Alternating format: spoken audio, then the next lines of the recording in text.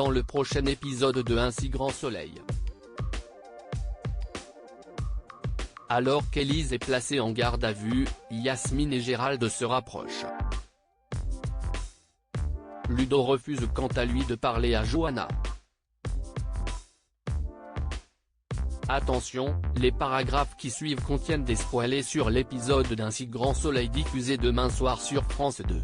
Si vous ne voulez rien savoir, ne lisez pas ce qui suit.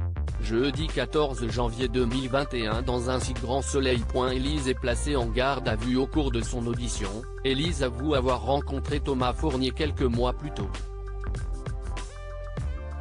En effet, Fournier avait découvert qu'Élise était devenue policière et menaçait de révéler son passé de cam-girl à son entourage si elle ne lui remettait pas le dossier Lestrac.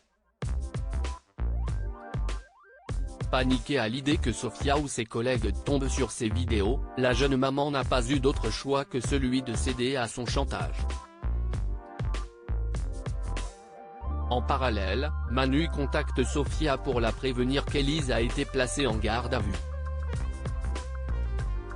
La serveuse souhaitant passer au commissariat avec sa fille pour qu'Élise puisse l'allaiter, le capitaine Léonie demande à la commande Roux de faire une exception au protocole mais celle-ci refuse. Plus tard, la commande organise une confrontation entre Élise et Fournier. Ce dernier reconnaît alors qu'il a fait pression sur la brigadière pour obtenir le dossier Lestrac et ainsi tenter de dénicher quelque chose qui aurait pu innocenter Gaël. Pour la commandante Roux, s'il a fait cela c'est dans l'unique but d'éliminer Alex mais Fournier jure que c'est faux et qu'il n'est pas un meurtrier. Yasmine et Gérald se rapprochent comme sa mère n'a rien prévu pour la soirée du réveillon, Anissa lui propose de passer la soirée avec elle et Antonin. Pendant ce temps, Gérald, qui a prêté à son fils sa collection de vinyles, se rend au 101 pour installer les platines pour la soirée. Lorsqu'elle débarque dans le bar avec Anissa, Gérald invite Yasmine à aller boire un verre pour la remercier de lui avoir soigné la main. En confiance, ils se laissent aller à quelques confidences sur leur passé respectif ainsi que sur leurs difficultés à être des parents célibataires. De son côté, Arthur n'a pas le cœur à la fête. Antonin le rejoint et profite de ce moment en tête-à-tête pour lui dire toute sa reconnaissance pour avoir été là pour lui tout au long de l'année écoulée. Des mots qui touchent profondément Arthur qui laisse échapper quelques larmes.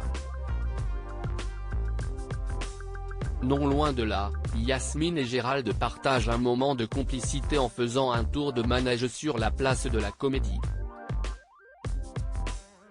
Quand Yasmine pose sa main sur la sienne, Gérald semble particulièrement troublé. Ludo refuse de parler à Johanna. Johanna contacte Ludo dans l'espoir de se réconcilier avec lui. Tandis que la jeune femme voudrait le voir pour discuter, Ludo, qui est toujours très remonté, ne veut pas passer la soirée du réveillon en sa compagnie et lui raccroche au nez. En fin de journée, il passe la soirée du Nouvel An en compagnie de Marilyn et Davia.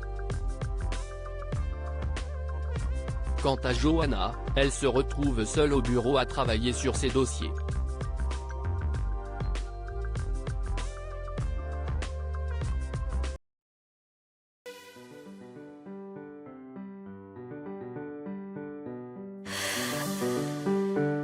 나